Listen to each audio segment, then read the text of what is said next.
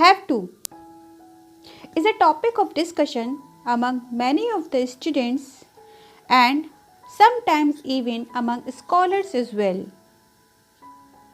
But what is the basic reason behind discussion behind such phrase?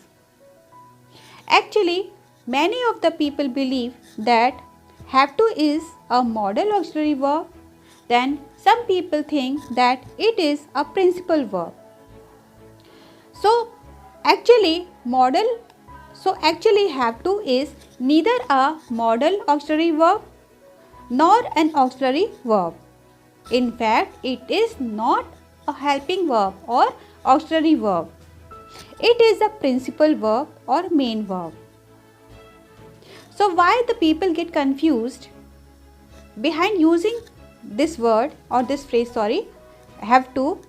Actually, for our convenience, many of the grammarians have listed it with modal auxiliary verbs because it is somewhere compared with the use of must. As must shows obligations, have to also shows obligations. But there is a difference between these obligations. Obligations, showing obligation means to do something by force, by external force or by internal force. Okay, कोई भी काम जब भी हमें मजबूरी में करना पड़ता है यानी करना ही होता है, ठीक है, या फिर करना ही चाहिए, जब इसकी बात होती है तो हम हैव टू का और मस्ट का यूज़ करते हैं. तो इन दोनों में डिफरेंस क्या है? Actually have to talks about the actions that we have to do by force. We are having a compulsion of doing those works. So when we are having a compulsion of doing any work, we will use have to, because those obligations are external. बाहरी force से हमको जब मजबूर किया जा रहा है किसी काम को करने के लिए, तो ऐसी कंडीशन में have to का यूज़ करते हैं. I have to attend my office daily. I have to go to school daily.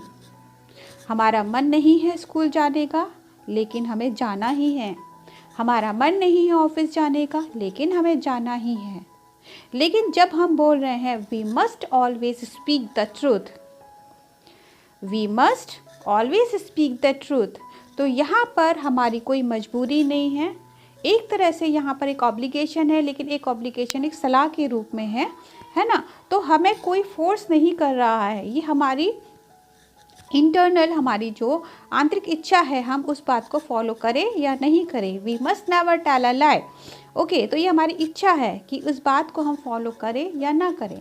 लेकिन हैव टू हमें मजबूर करता है किसी भी काम को करने के लिए. ठीक है. I have to attend my meeting every Saturday. Okay, तो यहाँ पर क्या है? फोर्स है. Okay, so whenever we have to do any work by an external force, we will use have to. Okay, these are called impersonal obligations. Okay, but when we have to or we are doing any work by our own wish, okay, then we will use must. Okay, तो ये एक difference है have to का और must का. और इसी वजह से कंफ्यूजन रहता है कि ये है जो हैव टू है उसे हम मॉडल ऑक्सिलरी में काउंट करें या फिर उसको प्रिंसिपल वर्ब में काउंट करें. लेकिन हैव टू जो है वो एक्चुअली में मेन वर्ब ही है, प्रिंसिपल वर्ब ही है. For example, you do not have to visit my home today. I myself will come to visit you. Okay, she did not have to go to school yesterday. I will have to leave for Mumbai tomorrow for my office work. Okay, तो यहाँ पर हम देखते हैं have to का जो use है हम नॉर्मली किसके साथ कर रहे हैं?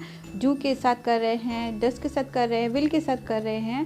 ठीक है। तो यहाँ पर नॉर्मली डू, डिड, डज जो कि हमारे हेल्पिंग वर्ब होते हैं, उनके साथ हमेशा हम मेन वर्ब का ही यूज़ करते हैं। ठीक है। तो have to can be used in present tense, past tense and future tense as well. I have to go to school daily. I had to go to school yesterday. I will have to go to school tomorrow. Okay तो यहाँ पर जब हम बोल रहे हैं I have to go to school, तो subject के साथ हमने हैव टू का यूज़ किया है, तो इस बात से हमें कंफ्यूज नहीं होना है कि हैव टू यहाँ पर मॉडल वर्ब है। हैव टू अपने आप में एक फ्रेज़ है, एक नॉर्मल जैसे एक एक्शन होता है, just like I go to school. तो आई यानी सब्जेक्ट के सामने हमने किसका यूज़ किया, गो, यानी कि V1 का यूज़ किया। ठीक इसी तरह से यहाँ पर हैव टू क्या है, एक V1 है, first form of the verb है, ठीक है, जो कि सब्जेक्ट के बाद काम कर रहा है, यह मॉडल वर्ब नहीं है। ठीक है। मुझे रोज़ स्कूल जाना पड़ता है, लाइक मैं स्कूल रोज़ जाता हूँ, मैं रोज़ स्कूल जाता हूँ। आई गो टू स्कूल, मुझे रोज़ स्कूल जाना पड़ता है। I have to go to school, मुझे कल स्कूल जाना पड़ा, subject V2। Okay, I had to go to school same as I went to school yesterday, कल मैं स्कूल गया, ठीक है, सब्जेक्ट V2। ठीक है। इसी तरीके से I had to go to school yesterday, कल मुझे स्कूल जाना पड़ा। Future tense I will go to school और I will have to go to school. तो यहाँ पर हम देखते हैं सब्जेक्ट के बाद वर्ब का यूज़ होता है, तो इसी तरीके से हैव टू का यूज़ हो रहा है प्रेजेंट फॉर्म में, पास्ट टेंस में एंड फ्यूचर टेंस में। ठीक है। तो इस बात से बिल्कुल आप कंफ्यूज ना हो कि हैव टू एक मॉडल ऑक्सिलरी वर्ब है, नहीं, ये एक प्रिंसिपल वर्ब या फिर मेन वर्ब का ही काम कर रहा है। ठीक है। So I hope now you will not get confused while using have to, and you will not get confused that it is a semi modal verb or a modal verb or a main verb. Okay, आपको बस अब यही ध्यान रखना है कि जो have to होता है वो प्रिंसिपल वर्ब होता है और मेन वर्ब ही होता है। ठीक है। बुक्स में अगर आपको कहीं दिखे तो वो आपको एक अपने कन्वीनियंस के लिए, समझने के लिए उसे रख दिया गया है, उसमें लिस्ट कर दिया गया है, पर वो सेमी मॉडल वर्ब या मॉडल वर्ब नहीं है। Okay, so meet you soon with my next chapter in my next session. Till then, goodbye, happy learning.